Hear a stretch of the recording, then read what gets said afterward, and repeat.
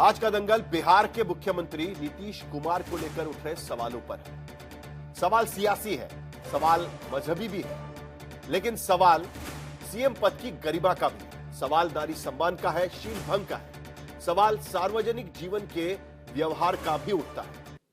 मामला दरअसल 3 दिन पहले का है। मुख्यमंत्री नीतीश अपने सचिवालय के संवाद कक्ष में नियुक्ति पत्र बांट रहे थे। बिहार में 1283 आयुष चिकित्सक भर्ती किए जा रहे थे और उनमें से 10 लोगों को ज्वाइनिंग लेटर खुद मुख्यमंत्री दे रहे थे। और इसी दौरान डॉक्टर नुसरत को ज्वाइनिंग लेटर देते हुए नीतीश कुमार ने उनका नकाब खींच दिया। ये तस्वीरें आप यहां पर देख सकते हैं किस तरीके से नीतीश कुमार ने नियुक्ति पत्र दिया और उसके बाद उनका नकाब खींचने की कोशिश की। चेहरे पर उसी तरीके से स्माइल भी उनके दिखाई देती है जो आजकल पिछले 2 महीने से दिखाई दे रही है। मौके पर तो सब कुछ सामान्य तौर पर गुजर गया, किसी ने कुछ कहा नहीं, लेकिन वीडियो वायरल हो गया। कई लोगों को मुख्यमंत्री नीतीश का यह व्यवहार उचित नहीं लगा और इसमें नेताओं से लेकर धर्मगुरु तक और नारीवादी विचारकों से लेकर महिला सुरक्षा सम्मान के चिंतकों तक ने कई सवाल उठाए। सीएम की इस हरकत पर डॉक्टर नुसरत का अभी तक कोई पक्ष सार्वजनिक तौर पर सामने नहीं आया, यानी नुसरत ने अब तक मीडिया से बात नहीं की। लेकिन अब विवाद सांप्रदायिक सियासत को लेकर शुरू हो गया। लखनऊ में समाजवादी पार्टी की प्रवक्ता सुमैया राणा ने बिहार के मुख्यमंत्री नीतीश कुमार और यूपी के मंत्री संजय निषाद के खिलाफ लिखित शिकायत दी है। संजय निषाद का बयान भी बड़ा ही आक्षेपार्ह इस तरीके से बयान था। कोलकाता में तो विरोध प्रदर्शन की तैयारी हो रही है और उधर बीजेपी के नेता आज नीतीश कुमार का खुलकर बचाव कर रहे हैं। जो कभी राजस्थान के तत्कालीन मुख्यमंत्री अशोक गहलोत की जमकर आलोचना किया करते थे क्योंकि गहलोत ने एक महिला का घूंघट हटा दिया था। तो आज के दंगल में हम यही चर्चा करेंगे कि नीतीश कुमार का नकाब खींचना क्या किसी भी तरीके से उचित करार दिया जा सकता है, क्योंकि वो मुख्यमंत्री है और सार्वजनिक मंच पर उनकी हरकत वीडियो में कैप्चर हुई। और क्या इस घटना के बहाने नीतीश कुमार पर सांप्रदायिक सियासत का आरोप लगाना सही है? ऐसे कई सवाल हैं, क्योंकि क्या नीतीश कुमार अगले 5 साल तक मुख्यमंत्री बने रहेंगे, क्योंकि इस तरीके की कैमरा के सामने की हरकतें कई बार दिखाई दी।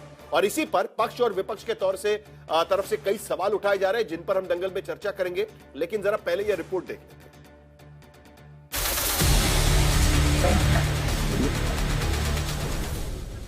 15 दिसंबर को नीतीश कुमार ने डॉक्टरों को नियुक्ति पत्र देते हुए एक महिला डॉक्टर का हिजाब खींचा। अब उस पर मजहबी और औरतों की अस्मत को लेकर दोहरे सियासी सवाल उठाए जा रहे हैं। नीतीश कुमार पिछले 3 दिन से एक साथ कई लोगों के निशाने पर।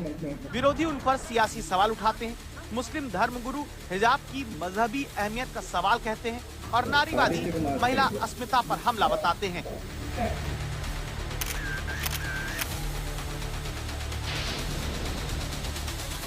तो ये एक महिला की चॉइस है कि वो घूंघट डाले, वो हिजाब पहने, वो सिर खोलकर घूमे, सिर ढक के घूमे।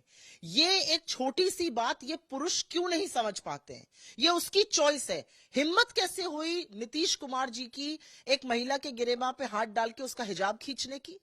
इसके क्या मायने हैं आप समझ सकते हैं? अगर किसी सड़क चलते लड़के ने किया होता तो उसको हम लोग सिरफिरा लफंगा कहते और उसके खिलाफ केस होता। अगर किसी गैर भाजपा के नेता ने किया होता तो अभी तक कोहराम मच गया होता।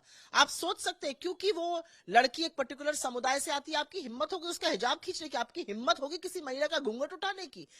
ये किस तरह के पुरुष हैं? शिक्षित होना इसीलिए कहा ना, इस्लाम में जो शिक्षा के लिए जोर दिया गया था वो इसीलिए दिया गया था, ऐसे जाहिलों से बचने के लिए। चीफ मिनिस्टर साहब उनको ऑर्डर नहीं देना चाहते थे तो उनको एक साइड पर रखते, लेकिन सबके सामने इस तरह उनको जलील करना ये बहुत गलत बात है। लेकिन आहिस्ता आहिस्ता जो है नीतीश कुमार साहब, जिनको पहले एक सेक्युलर लीडर और एक समझदार लीडर के तौर पर समझा जा रहा था, शायद अब उनकी असलियत जो है वो सामने आ रही है। वो उनका दिमागी संतुलन खो चुके हैं और इसे मुझे लग रहा है, क्योंकि पहले नीतीश कुमार तो ऐसे नहीं थे।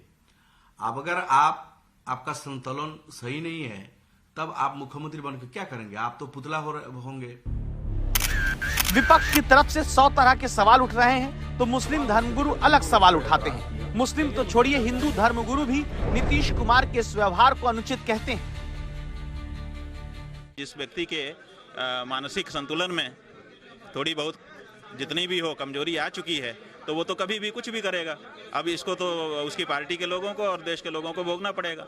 बताइए, आप कह देते कि अपना मुंह खोलो, हम देखना चाहते हैं, बिना देखे हम नहीं प्रमाण पत्र देंगे, लेकिन अपने हाथ से पकड़ करके यूं खींच देना, ये कहाँ तक उचित है? तो इसलिए ये सब होगा। अब उनको विराम लेना चाहिए, हमारा स्पष्ट कहना है। पहले भी हमने जब चुनाव में हम गए थे बिहार, तब भी हमने कहा था कि उनको अब अपनी पार्टी के नए नेता को आगे करना चाहिए। उधर जेडीयू से लेकर बीजेपी तक सीएम नीतीश कुमार के व्यवहार के बचाव में तरह तरह की दलीलें देते हैं। कोई कहता है कि सीएम ने अभिभावक के तौर पर ऐसा किया, कोई दावा करता है कि मामला सुरक्षा का है, कोई कहता है कि बेटियों को निर्भीक होकर जीने की सीख है, कोई कहता है कि अल्पसंख्यकों के लिए नीतीश कुमार से ज्यादा किसी ने कुछ नहीं किया। माननीय मुख्यमंत्री जी महिला सशक्तिकरण का वैसे आदर्श है जो महिलाओं को हमेशा निर्भीकता के साथ आगे बढ़ने की प्रेरणा दिए हैं और अपने बच्चियों को हमेशा आत्मनिर्भर निर्भीक बनने का उनका भाव रहा है। लोग गलत ढंग से उसको लेकिन विवाद सिर्फ नीतीश कुमार की हरकतों के बचाव का नहीं, बल्कि बीजेपी के उस रुख पर भी है जिसमें बुर्के नकाब के बीच हिंदुस्तान, पाकिस्तान और हिंदू मुसलमान की सियासत आ गई। क्या उसका चेहरा नहीं दिखाएगी? ये कौन सा, ये कोई इस्लामिक देश है?